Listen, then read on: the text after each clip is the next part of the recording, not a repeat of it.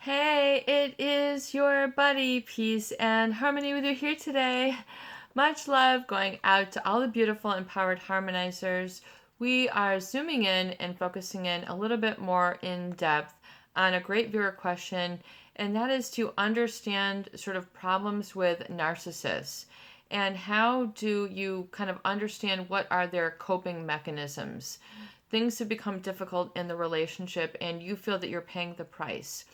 That's a great viewer question. So, when we talk about narcissist defense mechanisms, we're talking about coping strategies that a narcissist will use to promulgate or prop up their pathological sense of self or self importance. It's usually founded on sort of a grandiosity, an entitlement, a sort of pathological sense of self importance that's coupled with sort of this illusionary lack of care for others. So there's a lack of empathy. So they don't really then sort of hear others' feedback. So they're kind of like with their ears closed, their eyes closed, their mouth closed, to other people's feedback, their communication, and it's deflected or shut down, sort of batted out like an emotional tennis match where they will fend it off to protect their sense of self, which is usually sort of grandiose, illusionary, sort of bigger than life. And to keep a narcissist, and I do feel everybody is special, but a narcissist will feel that they're especially special enough to be superior and better than others, which gives them the right to deflate, judge, condescend, criticize others, and sort of seek control over them or power over them. So we're talking about another cat. We're talking about a horse of another color. We're talking about a little bit of a different type of person here that might be on sort of an end of a spectrum that becomes hurtful to others, because of course the issue with a narcissist and their coping strategy is that they want to be regarded as just sort of better than. They have this sense of self entitlement, so they will disown any sort of information that is contradictory to this, particularly that of sort of being normal, ordinary. When you're, that they get sick, that they might have made a mistake. These are when they feel challenged. They don't like to see or appear less than superhuman. So they don't like to be just sort of feeling humdrum. They don't like to feel that others see them as less than sort of, on point. If, a hair is out of place, or if they're less than, all on. So if they're sick, oftentimes they don't want to appear sick. They don't want to be, other people to see them in specific ways. They are very protective. That becomes a defense mechanism because they then feel sort of small. And a narcissist does not want to feel like everybody else, one of the gang, equal with. They need to feel better than. And so oftentimes they will act out to sort of diminish others or condescend or provide lack of support to others, especially the covert narcissist.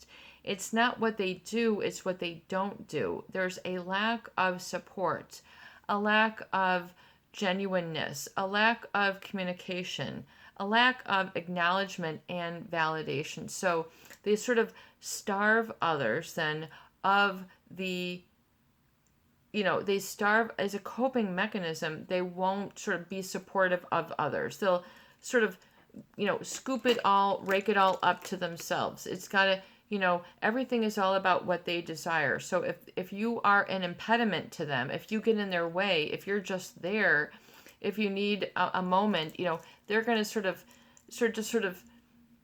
treat you as if you are small potatoes, and then just sort of, drive by, as if you're sort of not important. And so if they do that again and again and again, then people then begin to believe this negative treatment that, there's something wrong with you. And then people then begin to second judge and doubt themselves, and they can't then solve it because the narcissist then becomes part of the equation for them being able to figure it out. This becomes like closure, or this becomes like, we need to fix something, we need to repair something here.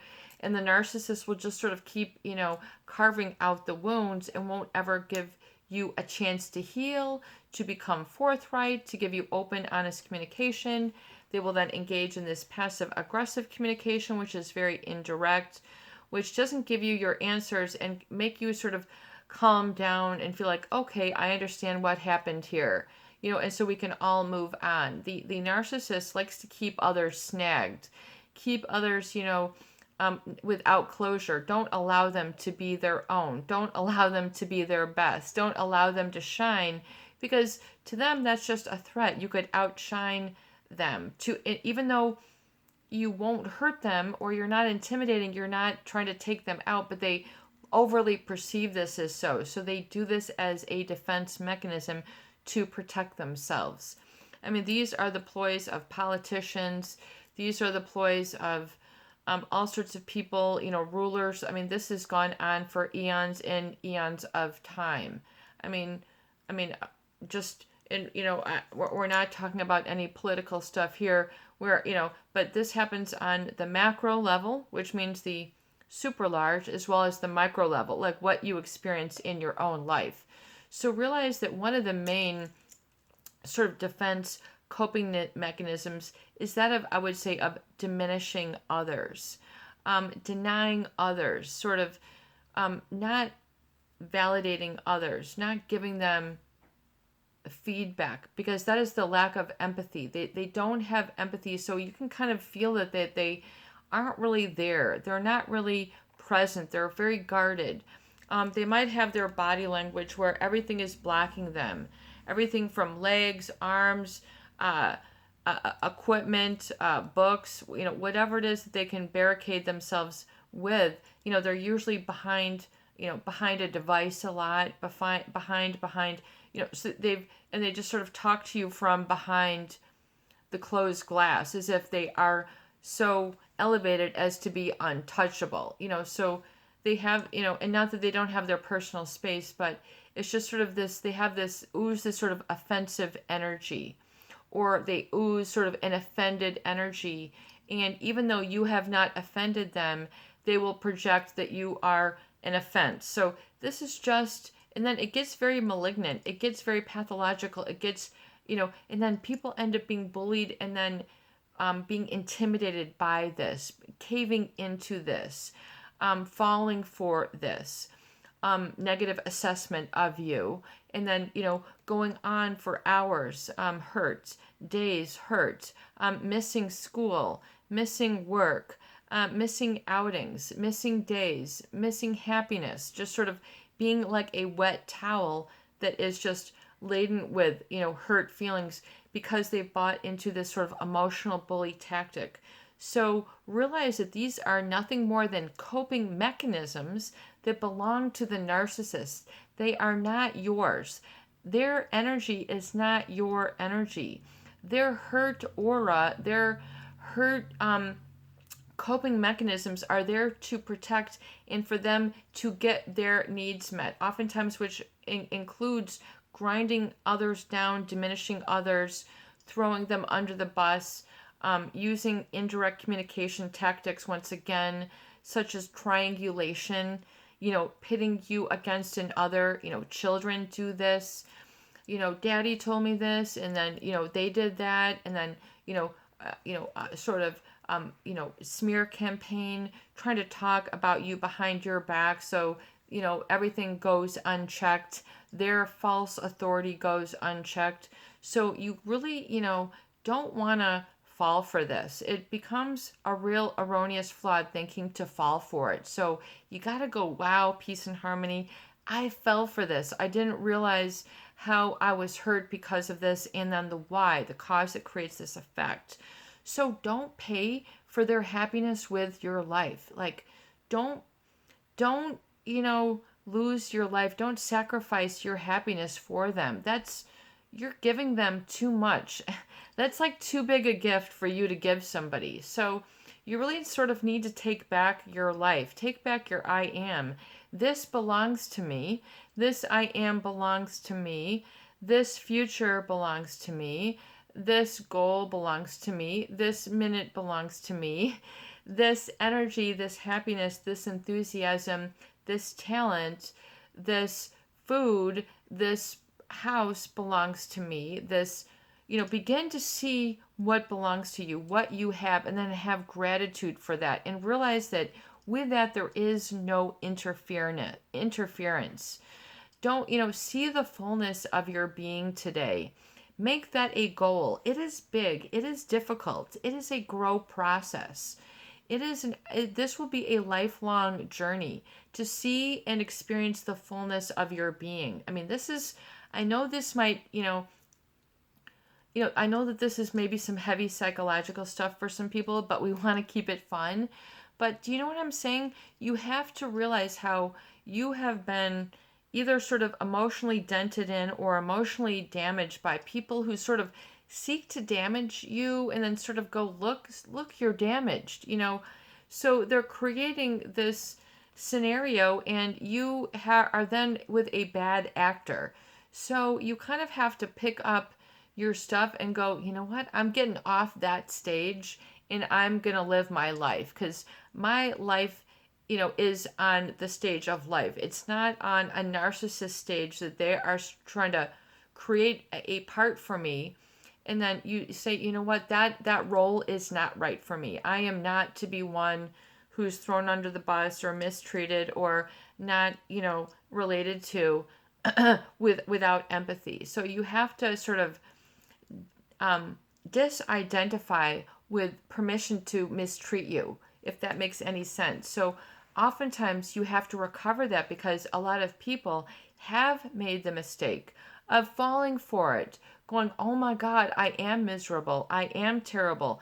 I am not talented enough. I am not enough. I am not rich enough. I am not seeing things clearly. Oh my God, the bully is right. Like, they are stronger. They are meaner.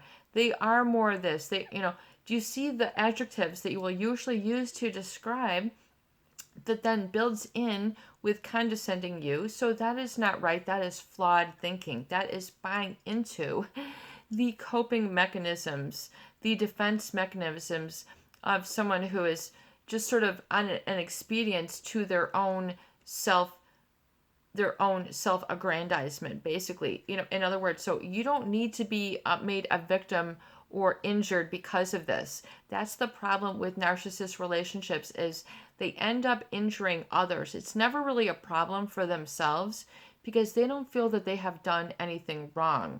They can't really see it. They have lost perspective on others. All they see is what they want. All they see is their desire. They don't see, oftentimes, an objective reality. They see only a very subjective reality.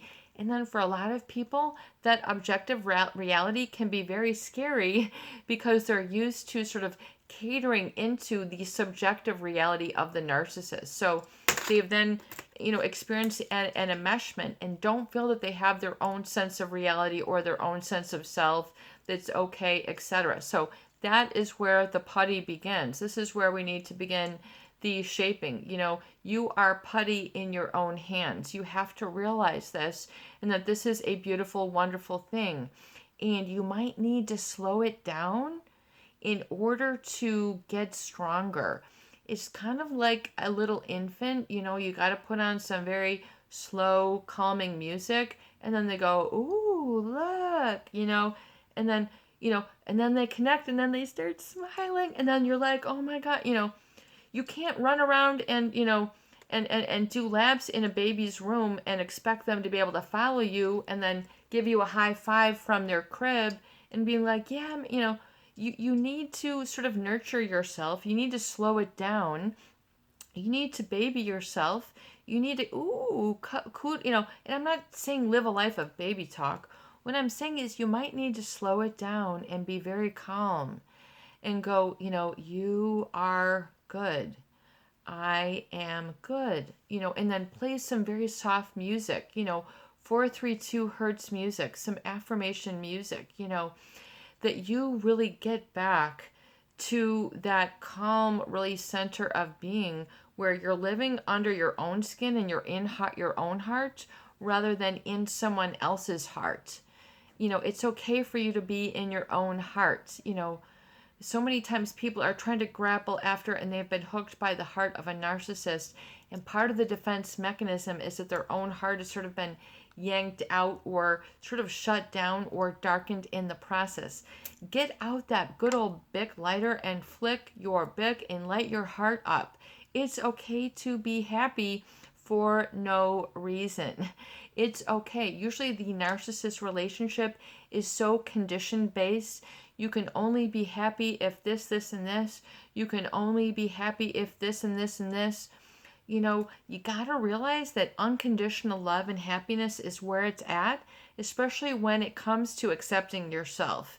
If you have way too many conditions on yourself for loving yourself, you know, you gotta be in a relationship, you gotta be 102 pounds, your hair has to be this way, your house, your breakfast, your this, your that, your equipment, everything has to be just so.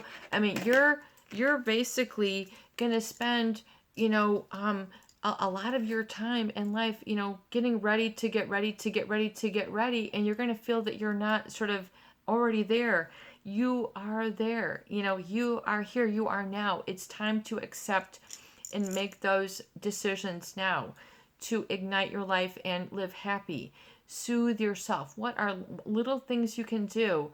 Light a candle, soft music, soft scents, soft cologne, soft perfume, soft clothing, silky clothing, something that holds you and supports you just the right way.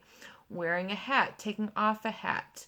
You know, what can sort of build you back up to believing in yourself without the marring, without looking, oh my God, look how scarred I am.